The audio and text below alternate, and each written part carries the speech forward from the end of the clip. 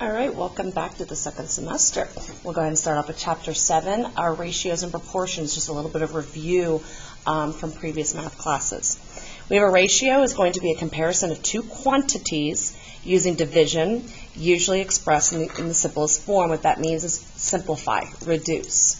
So when we look over here at the example, we have a couple different ways that we can express the quantities of A and B. So if we're saying the ratio of A to B, we can say here that we have the ratio of A to B, actually using the word to.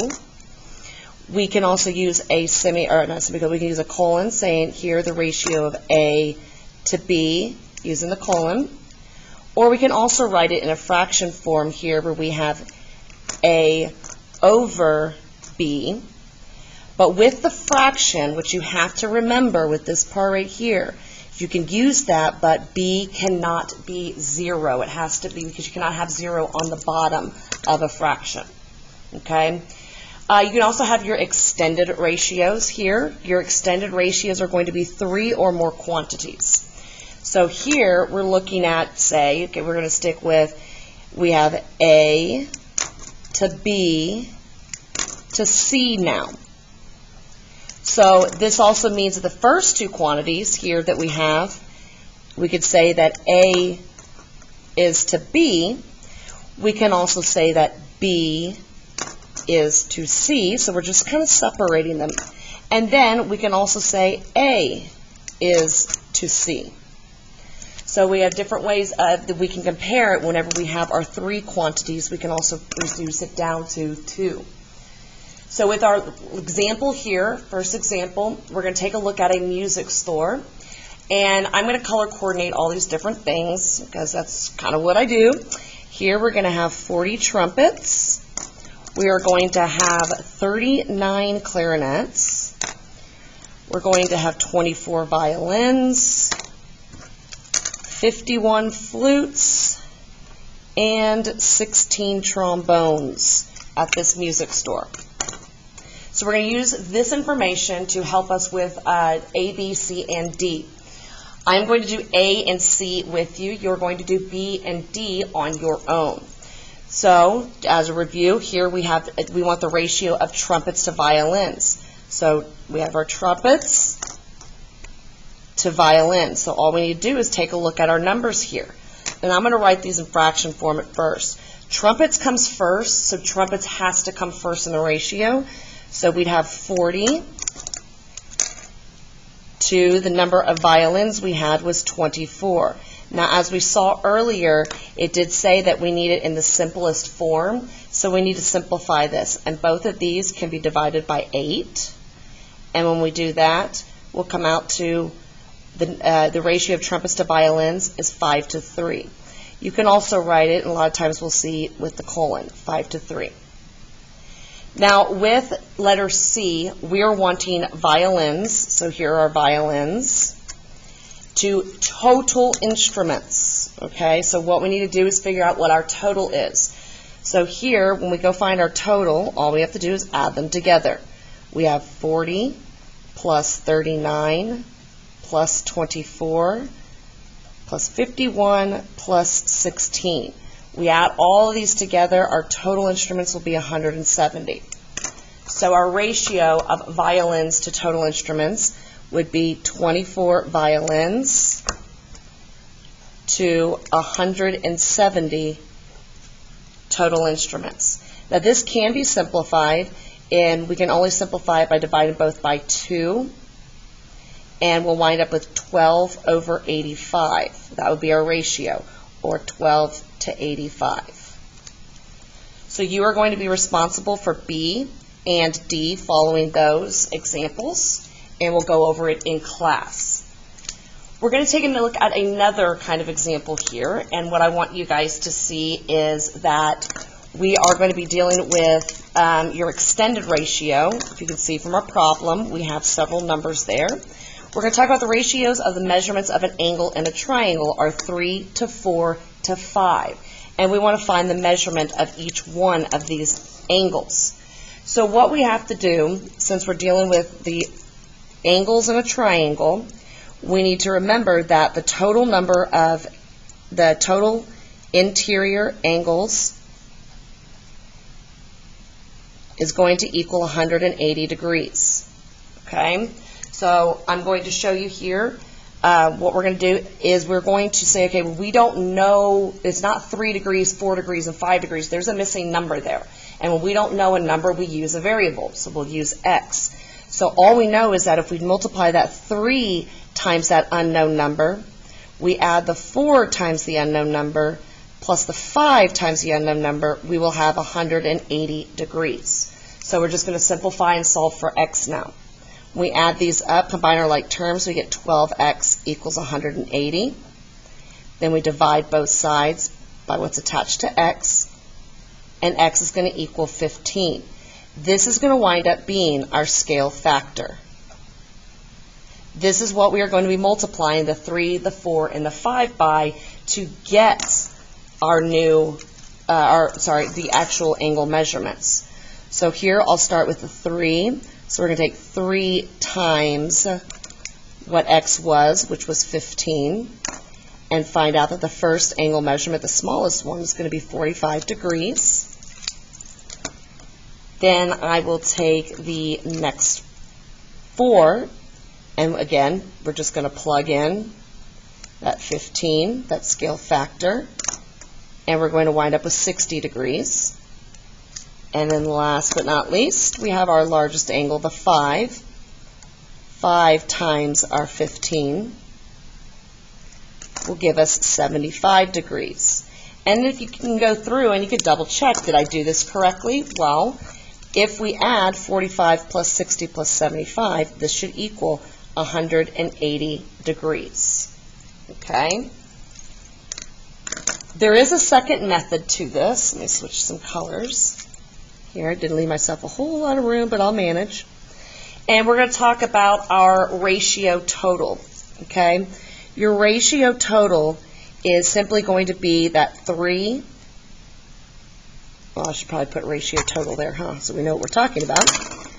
Your ratio total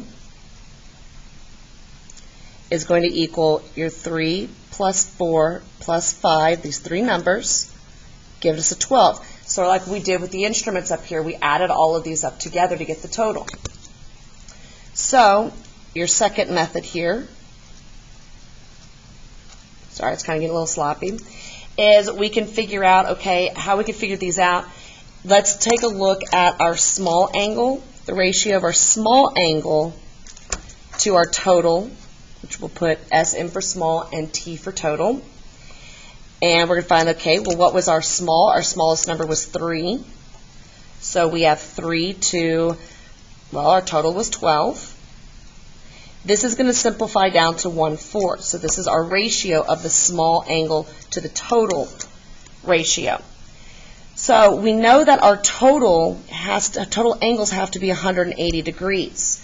So we need to ask ourselves, well, how do we get from 4 to 180? What do we multiply?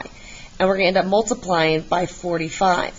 So when we multiply the denominator, we need to multiply the numerator by that exact same number, 45, and that is how 1 times 45 gives us 45.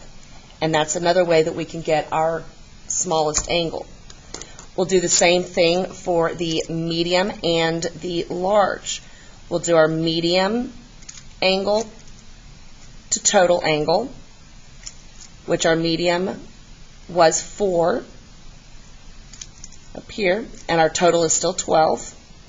This simplifies to 1/3. Simplifying just can help you figure out how to get to that 180 a little bit faster sometimes using smaller numbers. So we need to figure out what this is up here. Well, how do we get from 3 to 180? We multiply by 60. So we do the same thing to the top, multiply by 60, 1 times 60. That's how we get the 60 degrees. And we already know what the last one is, but we'll go ahead and so you guys can see both ways. Most people will use this top way, but I do want to make sure that we see every way possible that can help you guys out. So we're going to do our large to total, which will give us 5 to 12. Now this cannot be simplified, so let's figure out what do we need to multiply 12 by to get to 180. I'll help you out here. We're going to multiply it times 15. So then we also have to multiply 5 times 15, which will give us that final 75 for our 75 degrees. Okay? Now the next one, number 3, you're going to do on your own, and we'll check in class, but I do want you guys to understand something here. Okay? So here's what you're going to do on your own. You're going to see this ratio, and it's going to work a lot like number 2, but you need to see here that we have complementary angles. So we only have 2. We want to find the measure, so you can still use one of these 2 methods, but the important thing we need to remember is that complementary is going to add up to 90 degrees. Okay, so go ahead and try that one on your own, and we'll go over in class. Next, we'll talk about our proportions, remind ourselves what the proportions are and how to solve for proportions.